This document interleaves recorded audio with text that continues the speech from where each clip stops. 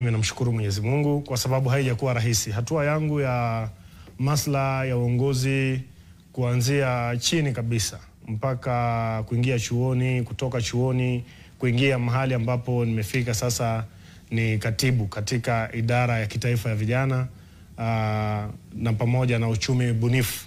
Haijakuwa rahisi. Sijaamka jana nikajipata nimefika hapa. Ilikuwaje? Imechukua miaka mingi na imechukua uchungu mwingi na pia imechukua kumbukumbu nyingi. Ikumbuke kwamba mimi nilipata nafasi ya kuwa kiongozi wa wanafunzi wakati nikiwa chuoni, na nafikiri huo ni ukumbi ambao ulinitayarisha kwa hatua hii ambayo nimeipiga. Lakini hata hivyo uongozi wangu nafahamu kwamba labda ulikuwa na mawimbi mengi sana ambayo leo hii na hesabu kama faida, kwa maana yalikuwa mawimbi ambayo yalinipa mafunzo muhimu sana katika safari hii, na naamini nikifikia mahali ambapo nimefika nina uwezo wa kusema niko na experience ama tajriba kidogo katika masuala kidogo ya uongozi, hasa ya upande wa vijana, kwa maana ndio uongozi wengi vijana na mateso walikuwa vijana. Na kuna picha pale ambazo zinapepea hewani, nadhani wewe wa mkono kulia, kweli kwa mtazamaji wetu, au sio? Kwa kweli umetoka mbali. Labda tueleze ile picha ambayo umevaa sare za shule ya msingi. Ni wapi pale na ulikuwa katika mazingira gani maishani? Pale ni shule, ni nyumbani kwetu, lakini sare ile ni ya shule ya msingi ya Mnagoni huko Bamba, eneo bunge la Ganze. Mwaka gani ule? Hapa ulikuwa mwaka wa 2004. Wakati huu nilikuwa darasa la 4.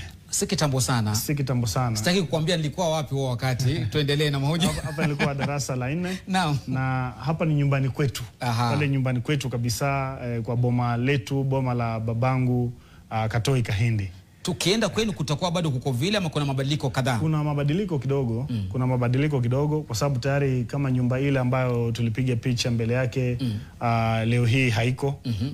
Kuna mjengo mwingine ulijengwa, si kwamba ni wa kifahari sana, lakini angalau si ule. Naam. Mbali na ulikotoka na chimbuko lako, fikirini ulikuwa mwanafunzi mtundu. Wengi wanauliza, je, ulikuwa mwanafunzi mtundu, maana kufukuzwa Masai Mara, kufukuzwa Pwani, kurudi tena kuendelea na mafunzo? Kwa nini wewe? Mimi kama kuna mtu anafikiria kwamba mimi nilikuwa mtundu, yeye basi hajapata muda wa kuitazama safari yangu na hatua ya uongozi. Naam. Ifahamike kwanza kwamba katika hatua zote zilizosababisha kwangu mimi kuwa na mtagusano kidogo na uongozi wa vyuo, kwanza cha Masai Mara alafu na cha Pwani, sikufika katika ukumbi ule wa kwanza labda kuvute nikiwa tu mwanafunzi wa kawaida. Fahamu kwamba nilikuwa kiongozi. Nilikuwa naibu wa mwenyekiti ama vice president wa muungano wa chuo kikuu cha Masai Mara, SOMU. Na wakati huo nafikiri kulikuwa na mengi ambayo yalikuwa yanaendelea wakati huo. Nafikiri yalikuja yakadhihirika baadaye. Nafikiri yakasababisha mpaka alikuwa naibu wa chancellor kidogo akasimamishwa. Baadhi ya yale yaliyofanyika madhara yake yalitatiza wanafunzi moja kwa moja. Na kwa kuwa mimi nilikuwa kiongozi wao, kuna wakati nilisimama angalau kujaribu kutoa sauti kwa niaba ya wengi. Na kama ilivyo katika hatua ya uongozi wa vyuo, kuna privileges zile ambazo labda kama ni marupurupu ama unapata nafasi ya kunwa chai labda kukaribisha wakubwa wakija pale. Lakini ufahamu kwamba pakitokea changamoto pia wewe kiongozi lazima utapata share kubwa zile changamoto. Sasa mimi nilikubali kama kiongozi ambaye wakati mwingine napata privileges, lakini pia ulipofika wakati wa shida bado nikapata mgao mkubwa wa zile shida, kwa sababu nilikuwa kiongozi, nilikuwa na wawakilisha wanafunzi. Na nilipotoka pale nafikiri siwezi sema kwamba hasa Masai Mara nilipata expulsion, kwa sababu ningepata expulsion singekuwa na nafasi ya kujiunga na chuo cha Pwani.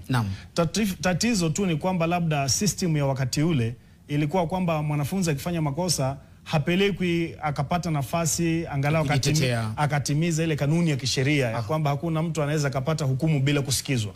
Sasa wakati ule mimi niliambiwa niende nyumbani, nitapata nafasi ya kurudi nije nijisikizwe.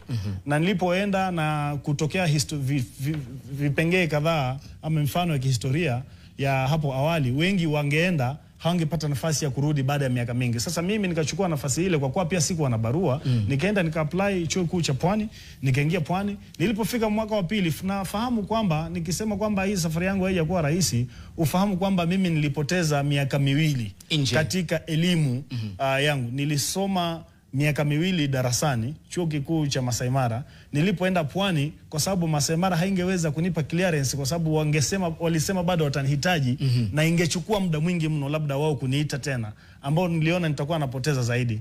Nilibidi nirudi na nikaenda sasa nikabadilisha ile kozi nilikuwa nafanya. Ukafanya kozi gani kule Pwani? Pwani nilifanya falsafa. Nilifanya falsafa. Falsafa ya uchumi ama ya siasa? Nilifanya falsafa tu, philosophy, Bachelor of Arts in Philosophy. Sasa katika ngazi sasa hivi ya kufanya shahada ya pili, sasa hapo ndo nimejikita katika kufanya sasa falsafa ya kisiasa. Na Fikirini, Hando, mahojiano ya kwanza naamini ya runinga ya kitaifa na Wakenya, mbali na kukusifu na kadhalika, pia bado wana maswali mengi. Kumekuwa na tatizo la ukosefu wa ajira miongoni mwa vijana. Kabla tuingie kwenye aliyofanyika leo kwenye sherehe za leba, na vijana wengi wametamani kupata ajira, na si kila kijana anaweza kuingia serikalini kama wewe ulivyopata nafasi katika umri mchanga. Ukiwaangalia machoni vijana wanaokutazama, unahisi kwamba wewe ndio suluhu la matatizo ya vijana kama ulivyoteuliwa katika idara hii? Singeweza kusema moja kwa moja kwamba mimi ni suluhu ya matatizo ya vijana, kwa sababu matatizo ya vijana yako ainati. Kuna wale wamepata kisomo, tatizo ni ajira. Kuna wale hawana kisomo kabisa lakini bado wanahitaji ajira ili wajikimu kimaisha.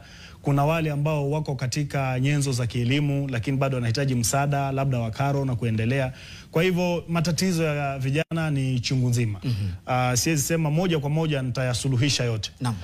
Isitoshe kwamba pia kunalo jukumu la katibu katika idara ya kitaifa. Kwa hivyo kuna lile ambalo naweza kulifanya kwa mujibu wa matarajio ya kazi ambayo naifanya, na kuna yale ambayo siwezi kuyatekeleza moja kwa moja lakini naweza kuwa ngazi ya kuyafikia.